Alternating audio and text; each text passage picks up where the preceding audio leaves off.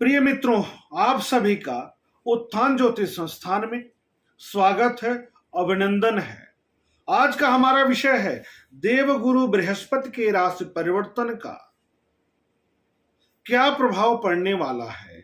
इसी श्रृंखला में सिंह और कन्या लग्न वालों के लिए क्या प्रभाव स्थापित करेंगे।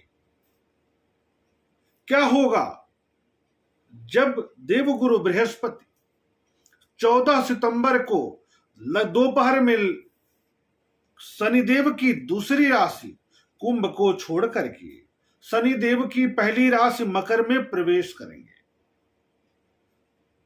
मकर राशि में प्रवेश करेंगे, जहां पर ये 17 अक्टूबर तक वक्री गति से संचरण करते रहेंगे। उसके बाद ये मार्गी गति से संचरण करेंगे। कब तक? 21 नवंबर तक। इस प्रकार 14 सितंबर से लेकर के 21 नवंबर के मध्य में नीच राशि मकर में रह करके चराचर जगत को प्रभावित करेंगे। मकर राशि इनकी नीच राशि होती है, नीच राशि में रहेंगे। शनिदेव वहां पर स्वग्रही स्थिति में गोचरीय संचरण कर रहे हैं। राहु की दृष्टि भी यहां पड़ेगी, तो बृहस्पति के प्रभाव में कमी हो जाएगी बहुत ज्यादातर, क्योंकि एक तो नीच की हो जाएंगे, वैसे ही इनके फलों में कमी हो जाएगी, शनि से पीड़ित हो जाएंगे और राहु से दृष्ट हो जाएंगे। तो कैसा रहने वाला है इनके परिवर्तन का फल सिंह और कन्या लग्न वालों के लिए, इसी की चर्चा हम आज यहां करने वाले हैं। तो सिंह लग्न में इनका परिवर्तन होने जा रहा है पंचमेश और अष्टम के कारक होकर के, विद्या के संतान के कारक होकर के, रोग ऋण शत्रु के भाव में, छठे भाव में इनका गोचरीय संचरण होगा। तो क्या क्या परिवर्तन लाएंगे? तो धन की दृष्टि से यह परिवर्तन ठीक है, स्वास्थ्य की दृष्टि से यह परिवर्तन बहुत अच्छा नहीं है, ध्यान रखना होगा। एलर्जिकल समस्या, सर्दी खांसी की समस्या, घबराहट, बीपी आदि की समस्या परेशान कर सकती है। इस बीच में परिवार और कुटुंब को लेकर के सकारात्मक रूप दिख रहा है, सकारात्मकता दिख रही है, नया कार्य होने की संभावनाएं ज्यादा दिख रही है। पारिवारिक वृद्धि का भी संयोग बनने की संभावना ज्यादा है। कार्य क्षमता में वृद्धि का संयोग बनेगा। प्राइवेट सेक्टर में है, सरकारी क्षेत्र में है आप, तो भी आपके लिए समय बेहतरीन है। जीवन साथी के स्वास्थ्य के प्रति आपको सचेत रहना होगा। आंतरिक विवाद तथा आंतरिक शत्रुओं को लेकर के भी आप सतर्क रहिएगा, सावधान रहिएगा। बाड़ी व्यवसाय से जुड़े लोगों के लिए यह समय बेहतरीन होगा। सेल्स मार्केट के क्षेत्र से जुड़े लोगों के लिए यह समय सकारात्मक होगा। वाणी व्यवसाय में चाहे वो राजनीति का फील्ड हो, चाहे वकालत का फील्ड हो, चाहे वह टीचिंग का फील्ड हो, चाहे वो कोचिंग संस्थान का क्षेत्र हो, इन लोगों के लिए यह परिवर्तन सकारात्मक फल प्रदायक होगा। यात्रा, बड़ी यात्रा पर खर्च बढ़ेगा इस अवधि में। धार्मिक यात्रा की स्थिति अच्छी बनती है। अध्ययन अध्यापन के लिए समय बहुत अनुकूलप्रद नहीं दिख रहा है सिंह लग्न वालों के लिए।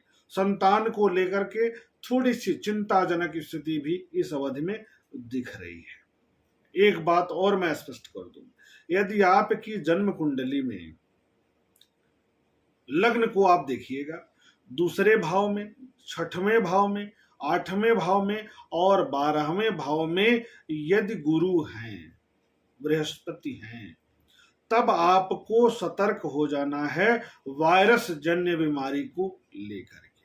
उपाय क्या करेंगे आप? संभव हो सके तो राहु की शांति के लिए उपाय करिएगा। आप अपने मूल कुंडली में बृहस्पति महाराज और राहु की स्थिति देख करके राहु की शांति और बृहस्पतिवार के दिन 2 हल्दी की गांठ, 125 ग्राम चने की दाल भगवान श्री राम, हनुमान जी महाराज या भोलेनाथ के मंदिर में ले जाकर के चढ़ा देना है। बस इतना ही उपाय आपको इस अवधि में करना है। अब हम बात करेंगे कन्या लग्न वालों के लिए समय कैसा होगा। कन्या लग्न वालों पर क्या प्रभाव स्थापित करने वाले हैं देवगुरु बृहस्पति। कन्या लग्न में 2 केंद्रों के स्वामी हो जाते हैं, चतुर्थ और सप्तम के। कन्या लग्न में केंद्राधिपत्य दोष से पीड़ित रहते हैं। ऐसे में जब यह नीच राशि में जाएंगे, पंचम भाव में जाएंगे, तो क्या कुछ करेंगे इसको हम समझ लें। तो आय, लाभ, व्यापारिक विस्तार, व्यापार के क्षेत्र में, लाभ के क्षेत्र में, आय के क्षेत्र में बहुत बेहतरीन परिवर्तन करेंगे। कुछ नया कार्य जरूर करेंगे इस अवधि में आय के क्षेत्र को लेकर के। व्यापार में विस्तार कराएंगे, शाखा खोल लें आप, अन्य जगहों पर कोई व्यापार शुरू कर लें आप। कुछ न कुछ व्यापार और आय की दृष्टि से सकारात्मक इस अवधि में होगा। पैतृक संपत्ति का कोई पुराना विवाद चल रहा था, वह इस अवधि में समाप्त होता दिखेगा। अगर मुकदमाबाजी है, मुकदमा चल रहा है, तो आप जीत की तरफ 2 कदम आगे बढ़ाने वाले हैं इस अवधि में। अध्ययन अध्यापन के लिए समय अनुकूलप्रद है, ठीक है। डिग्री आदि के लिए समय ठीक है। भाग्य का साथ आपको सकारात्मक रूप से प्राप्त होगा। पिता के स्वास्थ्य में सुधार होगा। संतान पक्ष से थोड़ी चिंता कम होगी, यानी पहले चिंता ज्यादा थी, अब आपको चिंता इस क्षेत्र से कम हो जाएगी। जीवन साथी का साथ, सहयोग, सानिध्य प्राप्त होगा, परंतु स्वास्थ्य की समस्या परेशान कर सकती है इस अवधि में। सुख के साधनों में तनाव की स्थिति बनेगी। मां के स्वास्थ्य को लेकर के थोड़ी सी स्थिति प्रतिकूल दिखेगी इस अवधि में। चोट या ऑपरेशन की भी संभावना अगर पहले से चली आ रही तो इसी बीच में चोट या ऑपरेशन हो जाएगा। फिर मनोबल, व्यक्तित्व में सुधार होगा, बेहतर परिवर्तन होगा।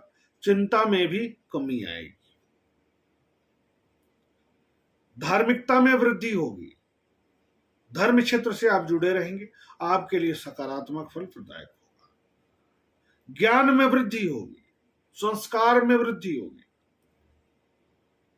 पैतृक संपत्ति का लाभ आपको इस अवधि में प्राप्त होगा। आप ध्यान कहां रखना है, सचेत कहां होना है। आपकी मूल कुंडली में राहु और बृहस्पति की क्या स्थिति है, इसको देखते हुए इन्हीं के शांति के लिए उपाय करिएगा। राहु के शांति के लिए उपाय कर लीजिए, और यदि बृहस्पति महाराज 6वें, 8वें और 12वें, 6ठे, 8वें या 12वें आपकी मूल कुंडली में है लग्न के अनुसार, तो आपको सतर्क रहना है। स्वास्थ्य को लेकर के, सर्दी खांसी एलर्जी को लेकर के सतर्क रहना है। उपाय में राहु की शांति कराना है। पन्ना और ओपल रत्न आपके लिए विशेष लाभदायक होगा।